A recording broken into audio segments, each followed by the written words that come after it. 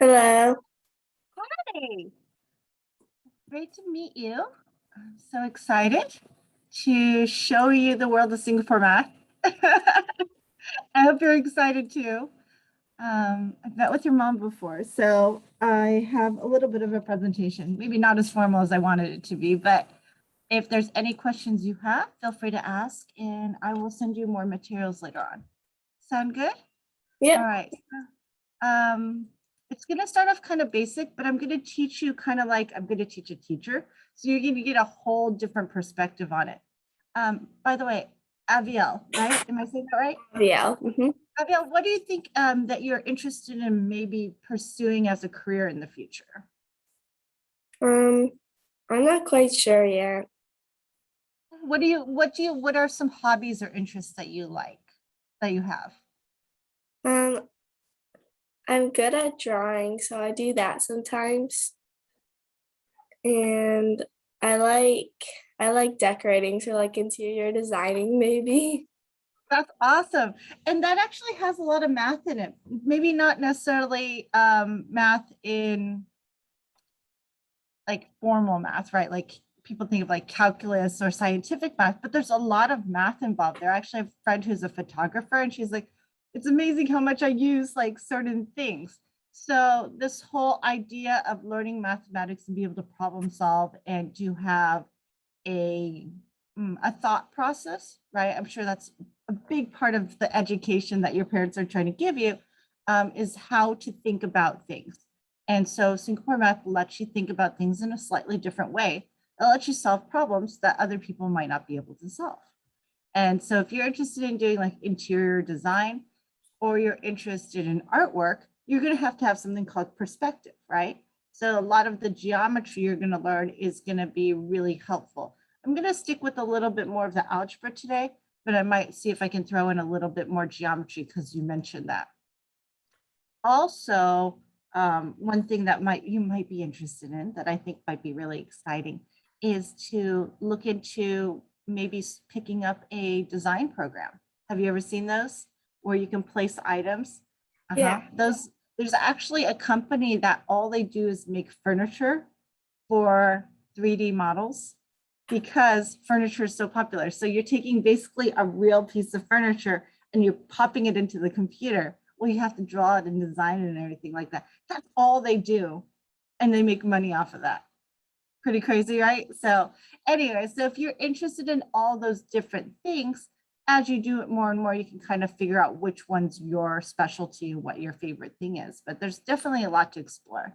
So we'll just start with let's just start with a introduction to Singapore math. And we're going to start with just the very basics.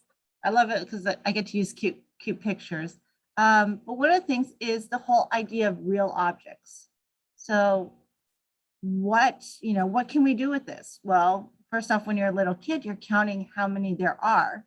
But there's a lot of other things you can do with it. You can compare them, like which one has more versus which one has less. How much more does it have? How much less does it have? And what if I had some other little tomatoes that came along and then I could figure out the total? Or what if I want to rearrange them so they have the same number in each group? You know, that your mind, like I just put this little problem, but the more and more I talk about it, it's unending. Like how much does the first group compare to the second group? That's a fraction. You know, so there's so many different possibilities. It all starts off with something concrete. So if you're inclined in, artistic or other directions and having some kind of manipulative, something that you can touch or something you could draw. Singapore Math loves for people to draw models. So we just had, this is real, right? If I had real tomatoes, this is a real. This is also real. This is items one by one. So you can see 10 marbles. But we can group them. We can group them so we have a group of 10, or we can keep grouping them and then we can have 10 groups of 10, and then all of a sudden we have 100. So there's this idea that each item can be individual or it can have a special grouping. So what's a special grouping? It could be inches. Inches is a special grouping where I take 12 inches and I group it. Once I group it into 12, I get a foot. So it's a different type of grouping, but it still has that same thinking process. So can you think of, right? And you can put it in chat. Can you think of a grouping where we take individual items and we group it into a larger number and say it's just one? So if you want to think of something like that, you can put it in chat. What is a grouping? Just like I gave the grouping of a foot. What's a grouping where we can take individual items and then group them together and make it one?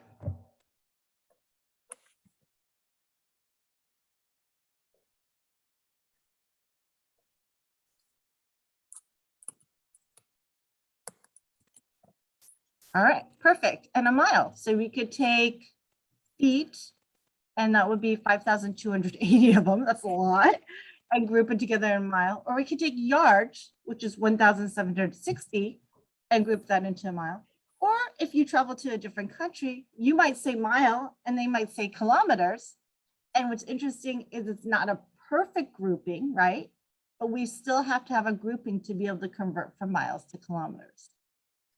So starts off really early, like this is first grade work, but the concept is all the way through high school and beyond. Mhm. All right.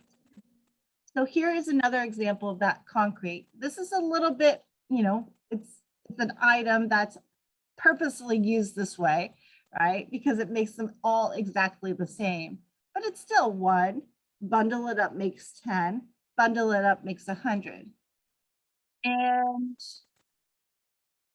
what's nice about doing this is that people can start to see that, whoa, when we say 10, look, now there's 2 digits.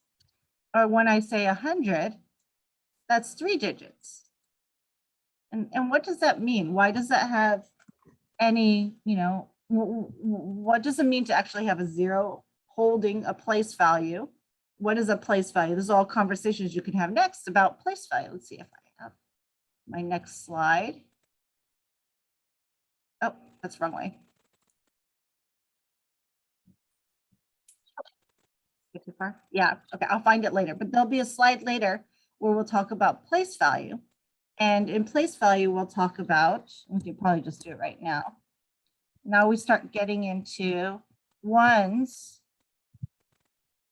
tens, and hundreds. Right? So we just saw that here.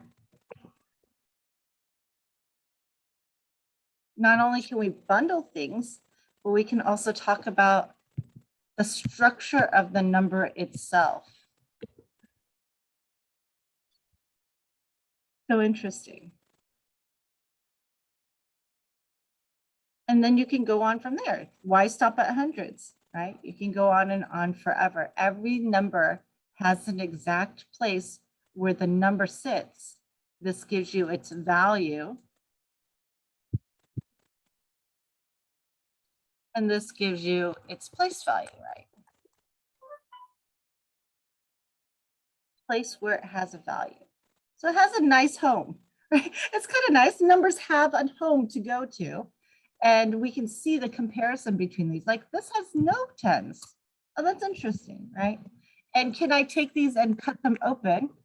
If I break it apart, oh yeah, then I can break it apart into individual, kind of like candy bags, right? Take a bag of candy, it's one, but then you can break it apart. You can have individual candies. All right, so that's one example of concrete. And we've looked at a couple so far. All right, now we're moving on to pictorial. This is where modeling is really important. So I love your idea of interior design because I love interior design too. And if you have a model of what the room is going to look like, then you can make some decisions. After all, when you get to the room, the actual furniture is kind of heavy, right? And you know, you can have a lot of people helping you, but it's no fun to like move the furniture and then all of a sudden 5 minutes like, oh, but it just shouldn't go there. Oh, shouldn't go there. It shouldn't go there. It'll take a long time to keep moving them around if they're heavy objects. Now, small objects I can understand. So you create a model so you have a picture in your mind of what's going to happen. So the model is what calling, that's the wrong button. Oh, okay. Pictorial. And so I'm going to take this picture and help me to understand exactly what's going on. Now, this picture corresponds with so many. The picture corresponds with what we talked about earlier, right? And 5 and 3 down here, if I want to add them together, the total goes up here, 8. So it seems pretty simple just to fill this in and to fill this in. But if you notice, we changed the type of problem down below. So a lot of students I work with will say, hey, I'm going to add, I've got the adding problem, so I'm going to add 7 plus 3. But when you look at the model and you look at both of these numbers combined to make 7,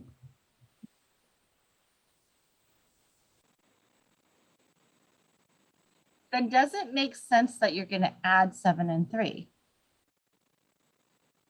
No, okay. I got the head shake. Awesome. So it doesn't make sense. So what we're doing is we're subtracting to find out what's missing.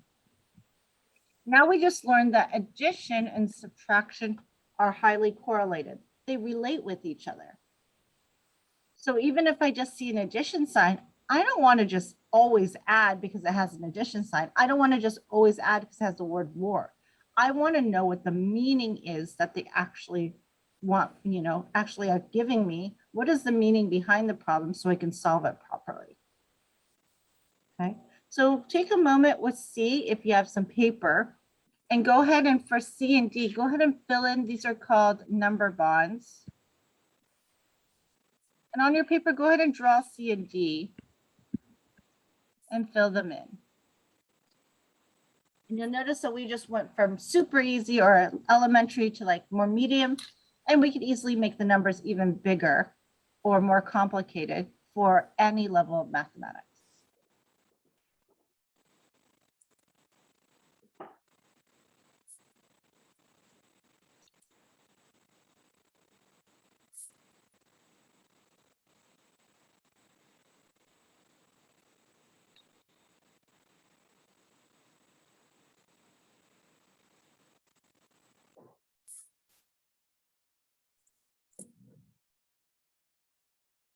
All right, let me know when you're done. Just hit, you could put done or number bonds in the chat when you're done.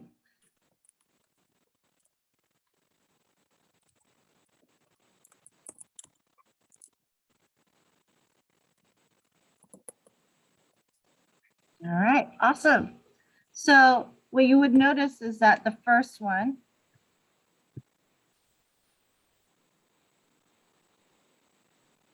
goes like that. You've got the picture and you've got your answer.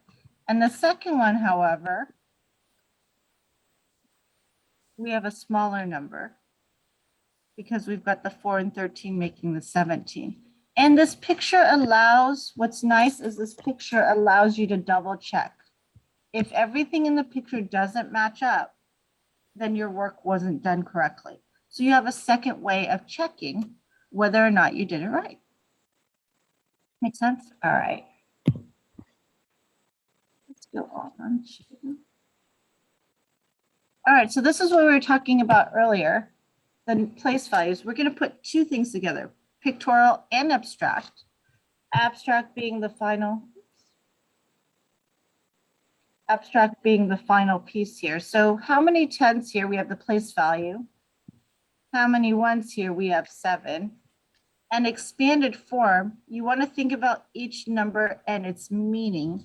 So the expanded form would be 30 because this is 3 10s and 7 because that's 7 1s. So we're introducing a little bit of vocabulary and we're describing the same thing in 4 different ways or more, depending on how you're counting. So we have expanded form, we have standard form, and we have words.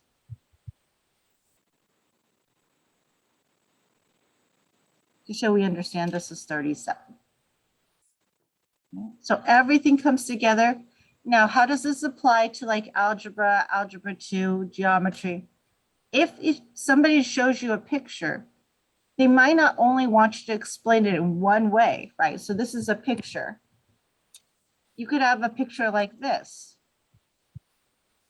How many different ways can you explain it? Can you explain it with numbers? Yeah, all these have numbers. So that's numbers. Can you explain it with maybe an equation? Yeah, depending on where it is. This could be y equals x squared, right?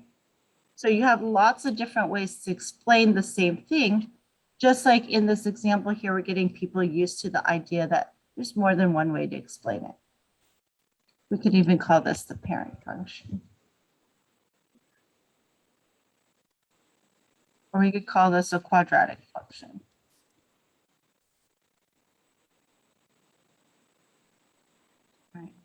All right, if that makes sense to you, let me know with either a thumbs up or a yes in the chat if that's all making sense so far. Awesome, cool.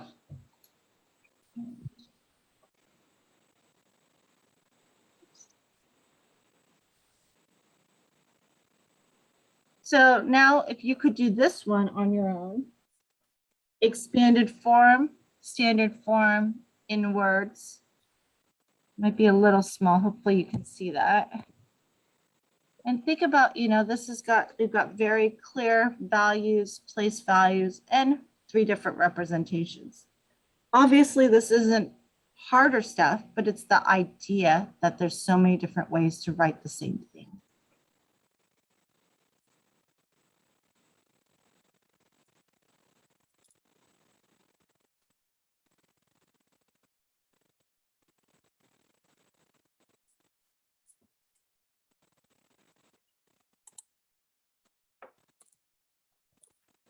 Okay, just let me know. Awesome. So we were done, right?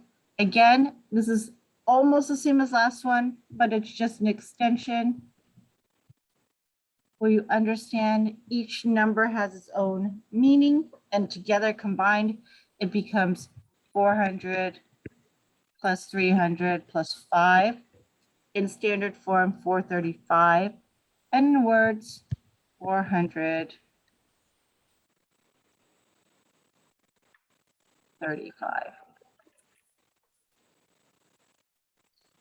Now we can extend this. I know it's not here on the screen, but we can extend it to decimals, right? Tenths, hundredths. And then you can repeat these same. I think it doesn't like that. No room. You can repeat these same activities for all kinds of other situations where the number gets really large or really small. Okay, cool. So charting also is a really useful technique. If you ever have to deal with place values, which actually in high school, we actually call this 10 to the negative 1, and we call this one 10 to the negative 2. And this one's 10 to the 0, 10 to the 1, and 10 to the 2. There's another pattern going on here. Exactly the same setup, but now I'm revealing a new way of writing it and a new meaning for the exact same thing. Okay. So why is this 10th? Because this is 1 over 10, and this is 1 over 100. So knowing that meaning and then connecting it all back, it comes right back. You could still do these 3 activities: expanded form, standard form, in words, using these as well. Or these, depending on what the teacher is asking for, or what the book is asking for if you don't have a teacher teaching you directly. Same thing, but now it's at the high school level. Cool. All right, thumbs up if that all makes sense to you. All right, thank you.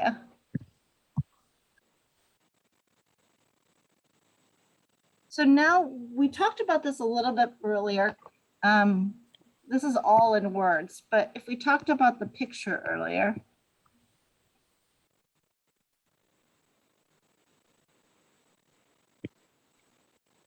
we can look at these in multiple ways. So going back to concrete, 2 and 8 make, that's combining them. 2 more than 8 is a comparison, but it's also combining them because I started with 8 and then I added 2 more. So the story's changed, but the result is the same. This is pretty cool. And then 8 plus 2 is 10. Okay, so I love the fact that you can phrase it in different ways. Well, it gets a little confusing, obviously, because you can phrase it in different ways, but I love that fact that when you realize the phrasing means the same thing, then you're okay. The other thing is the idea of a number having like a before and an after. So it's kind of cool. Like the number 20 has neighbors, right? And number 20 has neighbors. You can add 1 to make the neighbor go to 21, or you can subtract 1 and go to the neighbor that's 19. You can also, when you get to fractions, 20 could have a neighbor and could have 20 and a half, or go down, it could be 19 and a half. So the idea that a number is not just, okay, so it's kind of floating on its own, but when you look at it with its neighborhood, it has so many possibilities of what happens when you add something. So let's do the little bit more, sophisticated example. Or we could do decimal example.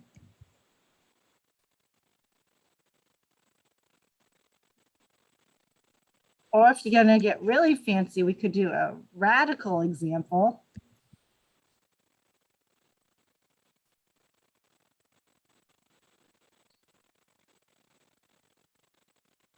And they're all the same thought process. All right. As long as you take some extra time to understand what these mean,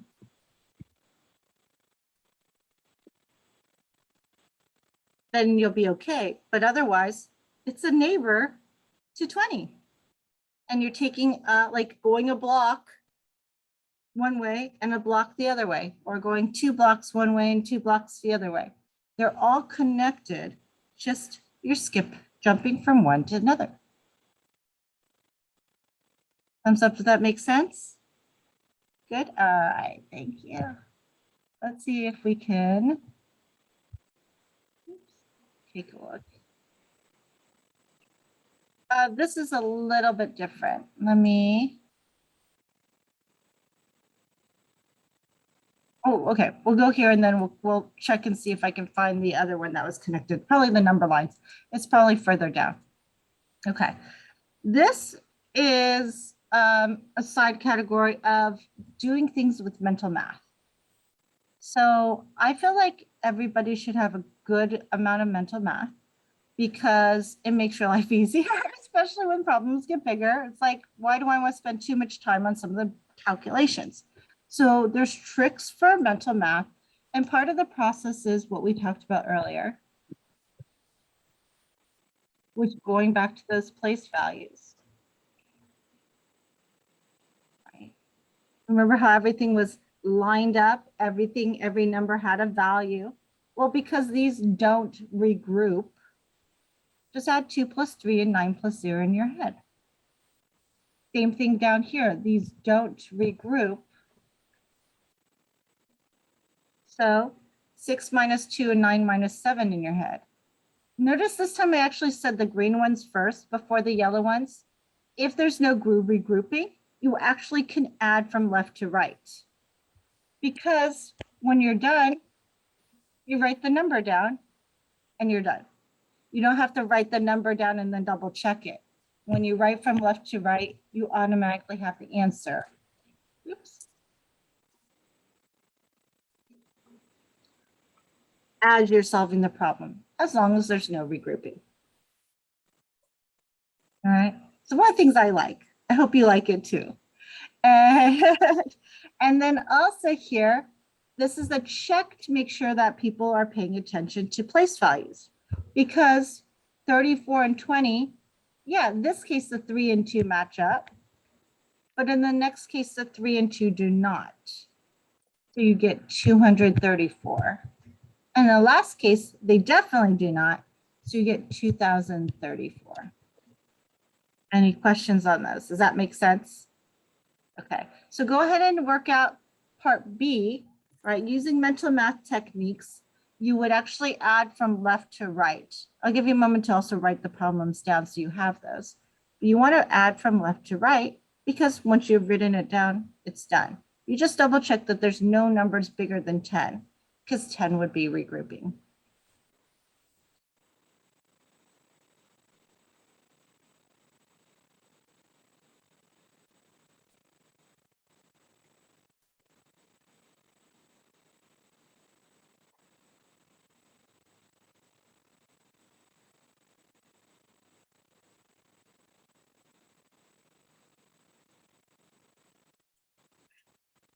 All right, if you thought that was easy, give me an easy in chat.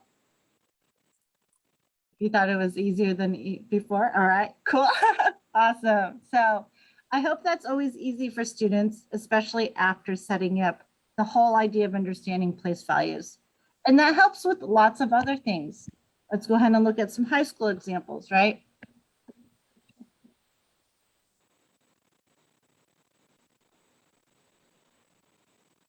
I'll just make it. Again, it's all about lining up, right? We can only line up and match up those that are related. So we call these like terms. It's just the same as matching up here. I'll just do a double line. And when you match these up in your head, if there's no complicated scenario, you can add these in your head just like you did this. So we know this is 11x because we have 4x and 7x. And we know this one is 1y because we had 3y plus negative 2y. And therefore, you're able to line up, not place values this time, but like terms. And so you get that same, right? That same thinking. And that same thinking develops really early on, which is really exciting. So you get to see that progression year after year. All right. Another thing that's pretty cool is that concept, like we saw earlier, of a group. And this particular exercise is to get you thinking or get students thinking about what completes the group. And this is also related to mental math because anytime you add numbers that end with 0, oh, it's so much easier. So understanding to complete, hey, if I had a 6, what would I need to complete the number 6? I'm missing 4.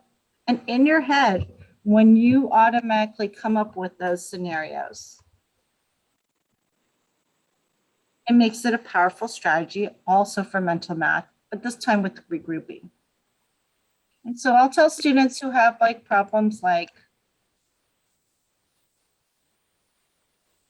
what's the best way to add this?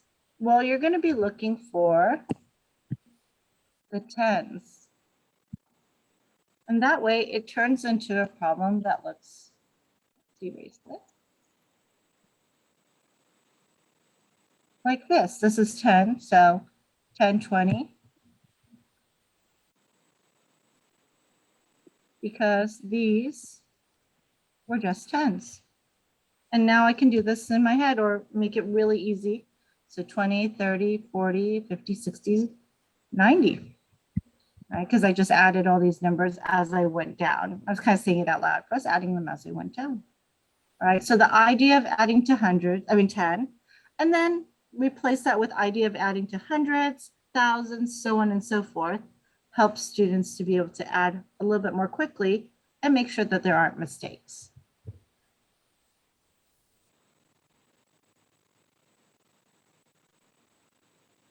Okay, so now regrouping. A lot of my students already memorized these, but the Singapore method, it requires that you understand the concept of tens. So actually, let's do it this way. 6 is missing a 4 to complete the 10. So I'm going to take 4 away from 7.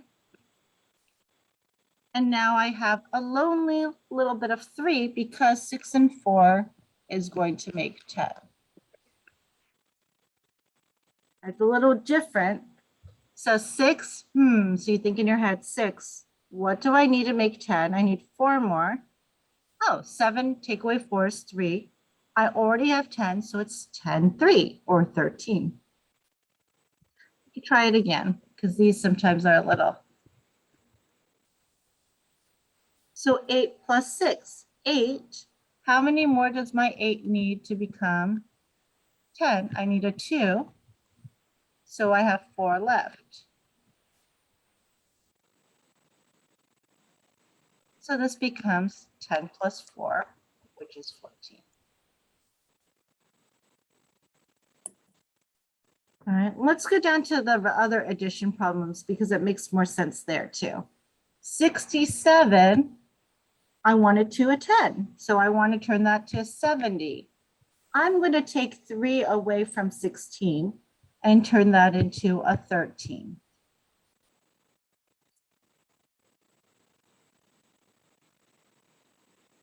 Now there's no regrouping and it's 83.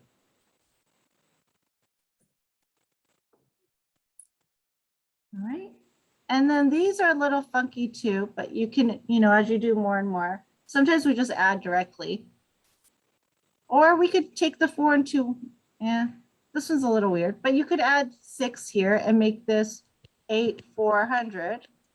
Take away 6, you get 1, 3, 6. And then you get 8, 5, 3, 6. Right. Sometimes people like that, sometimes it goes faster. All right, so that's all addition. On the other hand, subtraction's interesting. Subtraction, we're going to do a couple different ways, but one of the ways that is thought of is that, remember, 16 is 10 and 6. So I take off that 6, and I have the 10 minus 7. Again, the activity we did earlier was to really strengthen our 10s. So we know that 10 minus 7 is 3. And we get 6 plus 3 is 9.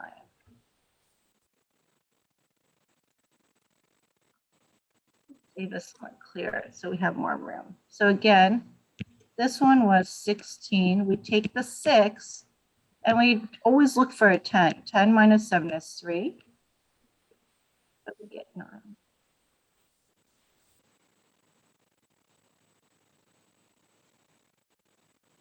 That's one way to do it. Another way to do this problem is I'm going to make the 7 a 10. So I'm going to make this bigger by 3. And I'm going to make this bigger by 3. How does this work?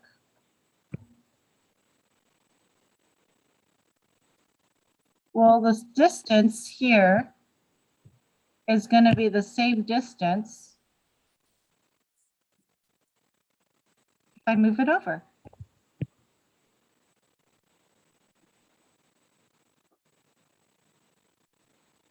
Which is kind of cool. So sometimes it's nice to be able to think of math like that. It's a little weird, right? It does definitely help some questions like this. This is one of the ones that I definitely would like to use it for. 19 is so close to 20. I'm just going to bump it up a little. And I'm going to bump this one up. Now I don't have to deal with that borrowing. I have 98 minus 20. So it's 78. All right. So let me save that.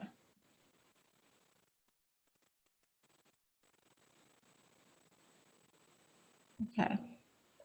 So anyways, that was mental math, right, with addition and subtractions, different techniques that can always be practiced.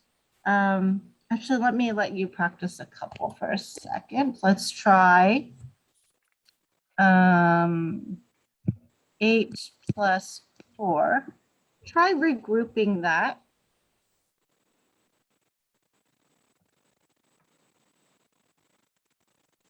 Okay, so we want this to become a 10. Well, we know this is 8. What are these two blanks?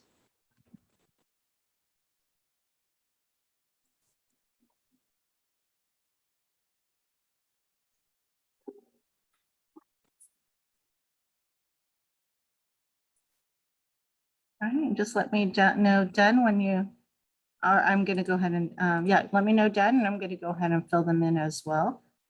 So we need this to make 10. So this was 2 and 2, and that's 10 plus 2, which is 12. Of course, we're writing it, so it's not really mental math right now, but it's getting that idea. All right, and then let's try one with the subtraction.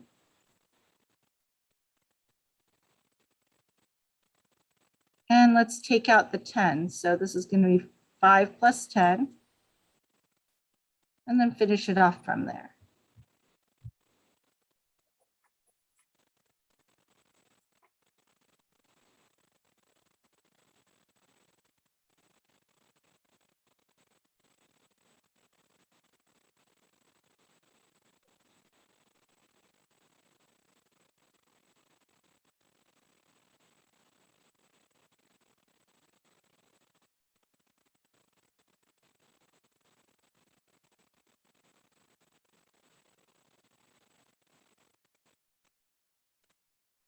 Okay. Are you done? Does that make sense? All right, awesome. So we're going to move on to a different topic now. Skip counting practice. So skip counting is the idea like we talked about earlier with the number line. And knowing that a number is related to another number by a pattern. So you start off with just adding ones, adding twos, and so forth. So there's all kinds of activities here with skip counting. So this one's, the evens. But you can go backwards. And you can use larger numbers and start anywhere.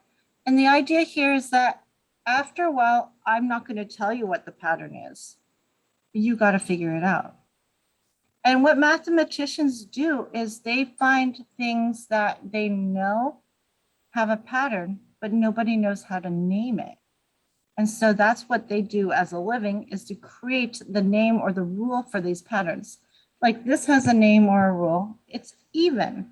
And the rule is that every number is multiplied by 2. Or the rule is we add 2 to get the next one. That's a very simplified method. But if you think of all the things that go on in the world, and so many things have patterns, and if you find the pattern of the rule, just like they discovered the pattern of the rule of how gravity works, right? Then you can use it for other situations. You can do modeling, and then from the modeling, you can create new things. So here we have a very simple fill in the blank. But the next thing at a level of like high school would be, can you tell me that this rule is 2n? Or if you have an arithmetic sequence, there's a way of writing explicit or inductive reasoning where you say the first number is 2, but every number after that is 2 plus the number before. And this is a very formal way. And look how small the package is. It's a very small package. One thing I say about math is it's like you're having a suitcase. You stuff as much stuff as you can in it, and even infinite amounts of stuff. But you just read the label on the outside. I'm not going to say, give me all the even numbers in the world and write them all down. I'm just going to say 2n. All the even numbers in the world. That if n is a natural number. So then you have some special exceptions or explanations for how you got that. And that makes it even more formalized. Or n is an integer. That's rational. Integer is I. I'll just put I. Okay. So all these things start off right here, and at high school math and math beyond high school, people who do it for a living are constantly finding rules and patterns and explanations. Okay, so you can do these activities on your own. I wouldn't necessarily, I mean, unless they're coming to you right away, you could just write them down and then you can fill them in later.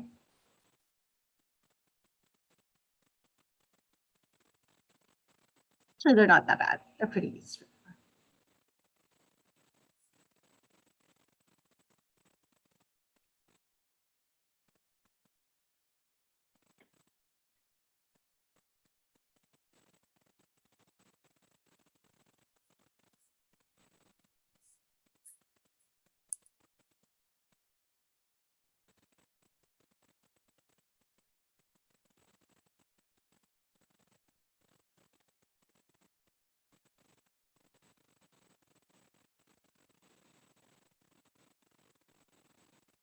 You can see the progression. You're going from writing the missing values to, oops, go back.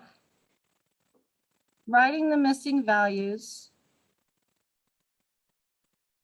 keep writing them in words like even numbers or adding 2 or subtracting 2 or subtracting 3 to using variables, and then going more and more formal as you go along.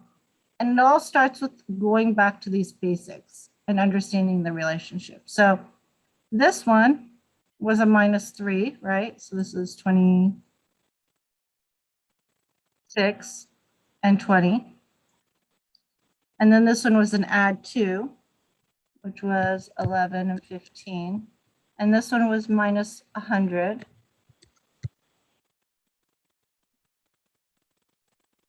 And so on and so forth. All good? Any questions on this? All right.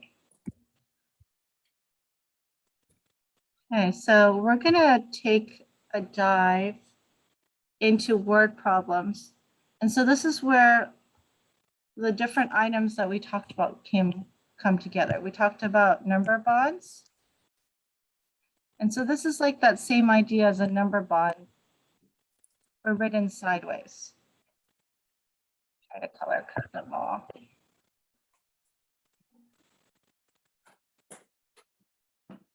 We've just taken the information of number bond and we've kind of made it smaller.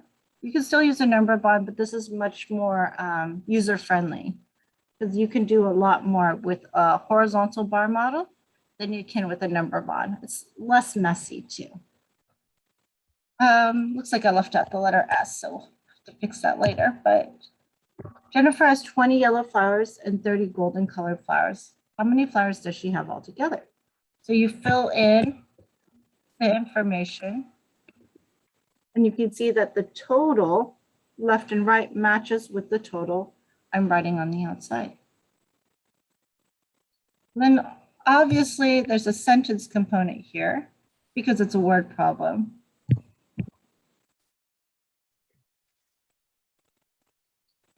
One of the most important parts about the fact that you're writing a sentence is because it has a unit.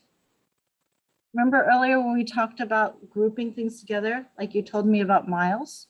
So you can group individual units together to make a different bundle of units. So it's really important that you create, you list out what kind of units in this word problem, because units will change. And the more sophisticated problems will have a lot of different types of units. The units are very, very important so you know what bundle you're dealing with. Down here, there's a pack of 40 chips. 24 of them were potato chips and the rest were corn chips. How many corn chip bags were there? Well, this time the pack is your total versus the details are your specific types. And so when we're solving this problem, we notice that when we do this time the missing piece needs to be found out via subtraction. right? And again, these are simpler numbers, but you could easily change them to decimals or fractions or percentages if it relates, and do the same concept depending on how it works out. This would be 40 minus 24. And then what is the unit? This time I can't say bags. You can't say chips. You have to be specific and say there are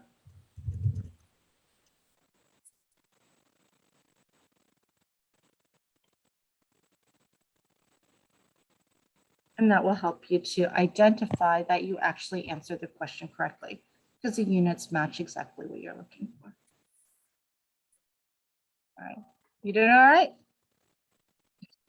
It's a lot. So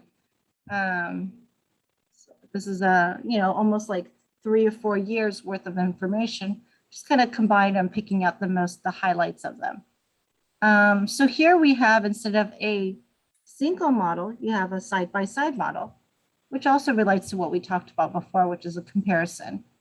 So we're not going to go necessarily in too much detail, but you can see that there's a gap here. And now this time you can see if somebody has more or somebody has less. And if somebody has more, you can either give them a longer bar and figure out what the relationship is there. You can also talk about the total, but the total this time will be on the outside. And so in this problem, Tom bought a book for 32. It's nice. Tom's name is already labeled. And his friend bought books for 53. How much more? Well, this time the more is not the word more as addition. There's a gap, and there's more bought by his friend. So we have to find out what this gap is. And the more and more we do this, using the same word more, we know that it's subtraction. We can also answer the question, how much do they spend altogether?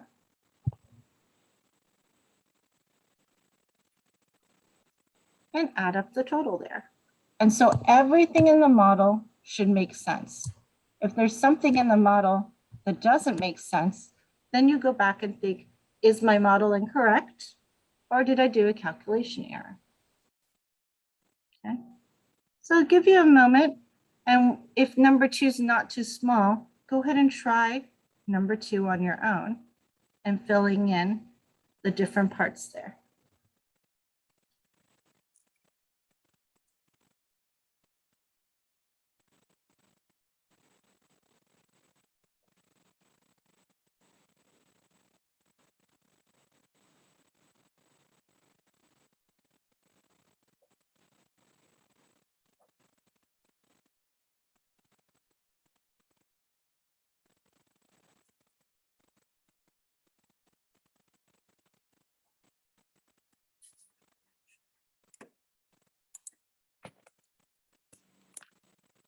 All right, awesome. So we had magazines. Oh, but the magazines are more. So we'll put that down here. And books are less. And we have a gap of 40. And then the total would be 260. Now, as far as this problem goes, people might feel like it's easy without the bar models. But what happens is that you miss out on some of the practice the bar model gives you for harder problems. All right, are we good? All right. So, clear that screen. All right, we talked a little bit about this, so we won't have to go into this, but it's just a review that, you can group numbers up to 10 and you can group numbers up to 100. So it's just showing that how to make the work more and more advanced, as well as mental math for those. All right, this is also something I was talking about earlier with you about how a number has, numbers before and after, and it can go by bigger jumps or it could go smaller jumps. One of the really nice things about Singapore Math is it talks about rounding in context. Why do we round? We get a really good estimate of how how much things are. Like if I wanted to add 63 and 52, I'm not sure I want to add it directly. I could just look at 60 and 50. So by rounding numbers, like if I wanted to add 53 and let's say 72, if I just run to round it to the nearest number,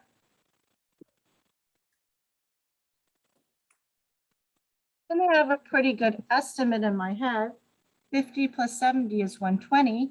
It gives me a quick check to see whether I did the problem right if I add it more accurately. So it gives you that extra, what I call like intuition. You have that extra intuition that lets you make better decisions on the split second, particularly if somebody has to take like a time test or you have a time crunch. You have that intuitive feeling that, oh, it just doesn't seem right. I need to go back and fix it before I find a mistake. That's always very nice to have that intuition. All right. I think we're winding down with the things that I had for today. We're going to look just briefly at multiplication, but we may talk more about that next time. But the idea again is going through this whole process of concrete and concrete. Down here you have the pictorial, right? This is also pictorial. And then going to the word problems, just kind of like we finished out the addition, subtraction. And there's a special way of doing word problems for multiplication. All right, so that's everything I had for you today. We didn't go into those too much in depth, but we can next time. And I wanted to see if you had any questions for me. I don't have any. No? Okay. Did you find that helpful? Yeah. Okay. Was it too much? Was your head like exploding? No? All right. Awesome. Yeah. I just wanted to make sure I was covering everything. I apologize. I might end a little early and we can go a little longer next time. I've been having a little bit of a little bit of a day.